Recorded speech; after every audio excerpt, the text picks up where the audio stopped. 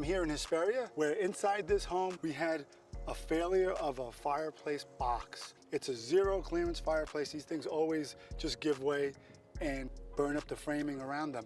These are the culprits. When you have one of these, you want to check this plate here, where it was manufactured, what year it was manufactured, you know, the model number, and you can do a search and figure out if these have been recalled. You want to avoid this happening to your home. It is a very common problem. If all these homes in this community were built by the same contractor using this same firebox, eventually there'll be another one and another one, another fire, another fire, another fire. It's going to keep happening because of a faulty firebox or this fireplace here.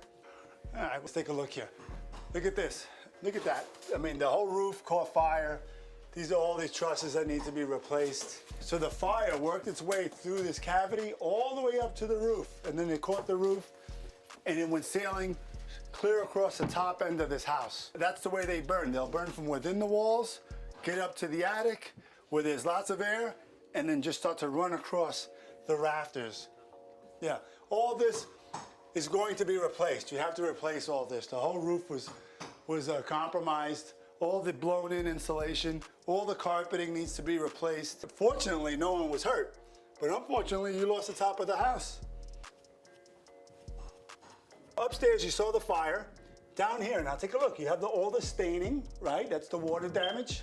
It was a big fire, so there's thousands of gallons of water just trapped in the ceiling, trapped in the walls. This whole place will have to be opened up. If water worked its way there into the soffit and behind these should be detached, reset. You want to look at what happened inside the walls. You want to dry the walls out. You want to check the framing. No one likes to pay for kitchen cabinets. When I say that, I mean your insurance carrier. Even if you have a big name insurance carrier, how will they address this? Removing, detach, and resetting this will not be addressed by the adjuster the first time around.